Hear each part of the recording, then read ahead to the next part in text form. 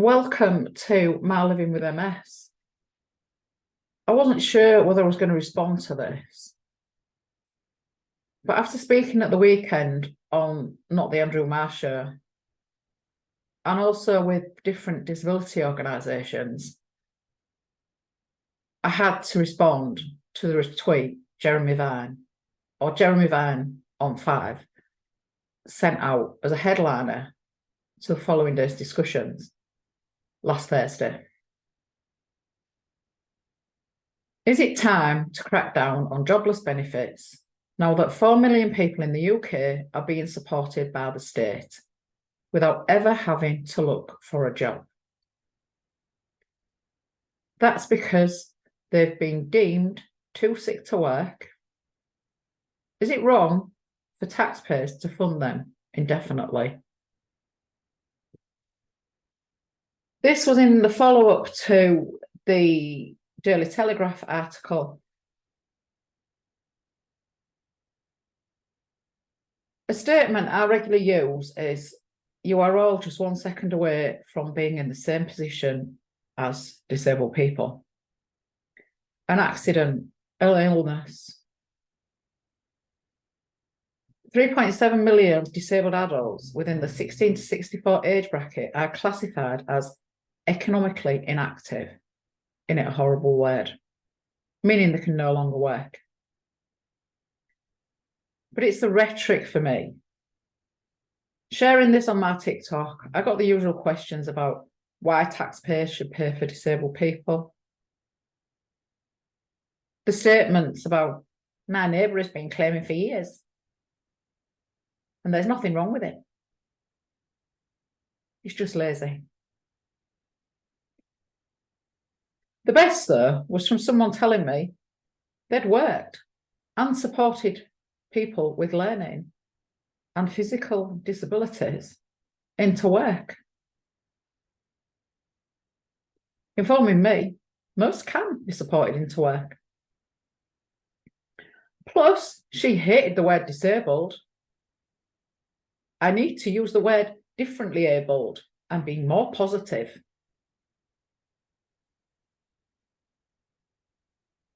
Well, for someone who's worked and supported disabled people, one of the first rules is don't label me if I've already labelled myself. What would you? Whose business is it? It is quite interesting, though. These profiles are often dogs or cats. So I wonder if Tigger or Roxy is the one making these statements. The word benefits assumes we were given a choice. It assumes that it's a benefit and it's extra to other things. Every other country has a social security or a support system, which is there to support people. The statements of being taxpayer funded set haze racing constantly. Some disabled people will never work. Some children will grow up and never be able to work. Some will need adjustments.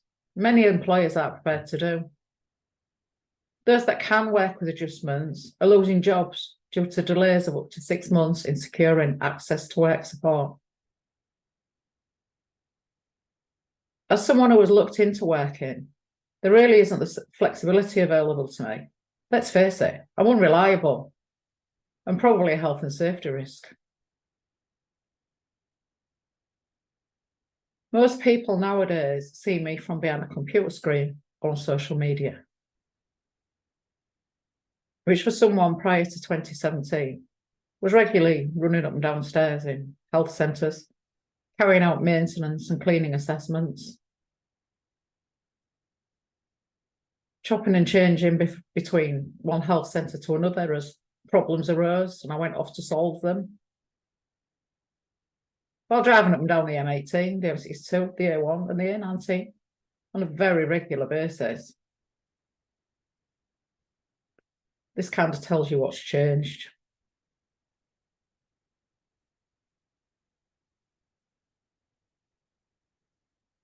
You can read about this or watch it on this video. Today's discussion, though, is about how people are made to look as not fit for anything or fit for everything we are not fit for. Unpick that one. You also have to take into account the areas with the highest vacancies are the health sector, the care sector, hospitality, agriculture, and HGV drivers, so Cruella mentioned the other day. So can anybody tell me, as someone who can't stand for long, can't walk very far, suffers daily with overwhelming fatigue and balance issues, is suitable for any of these sectors?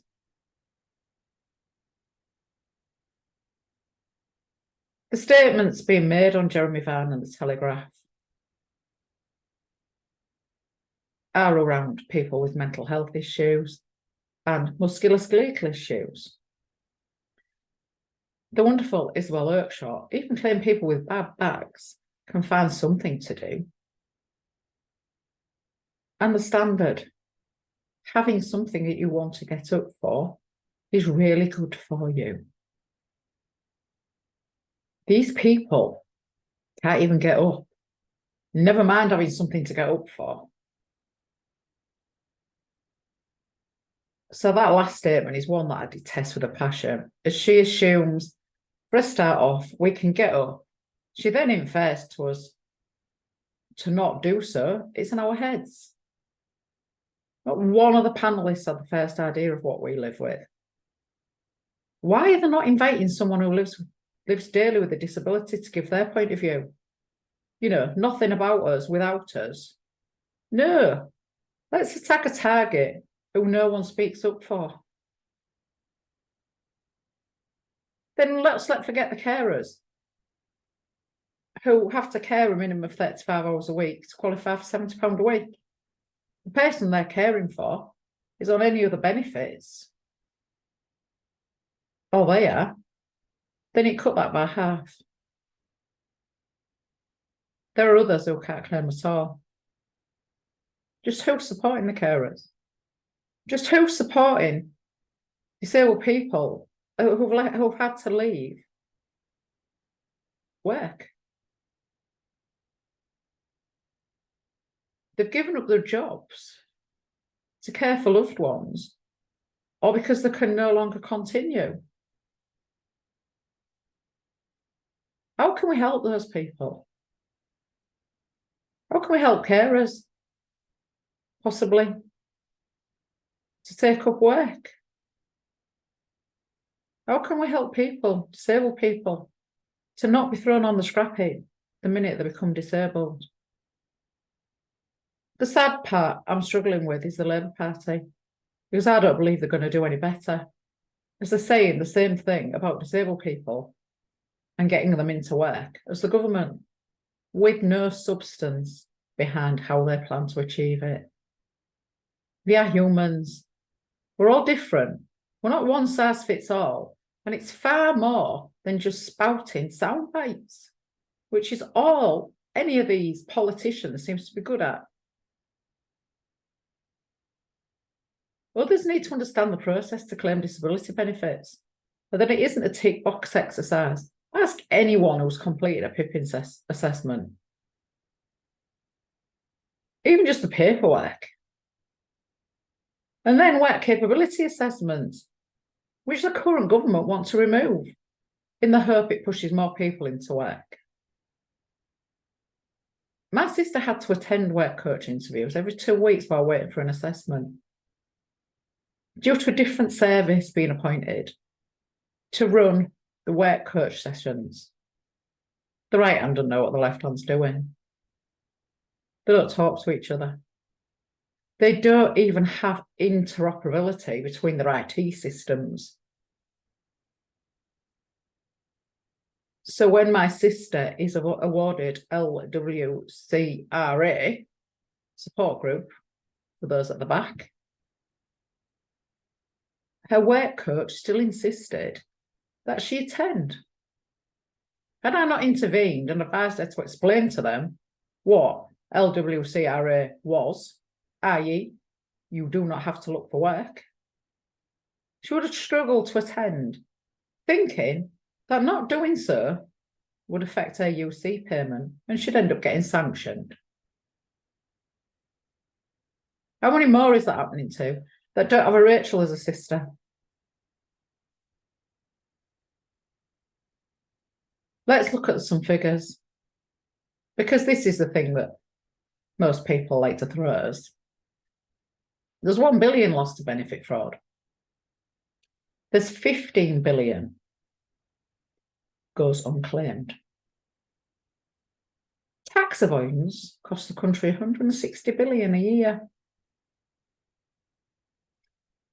Carers currently saving the government 162 billion a year because of significant failures in social care and the support available. 13 years of austerity and insufficient funding for health and social care have led to where we are now. If these services were funded adequately, allowing carers to go back to work and providing the necessary care for those on waiting lists with long-term disabilities, these figures, the likes of Jeremy Vine and his panelists and the Telegraph want to hit us with, would be seriously reduced.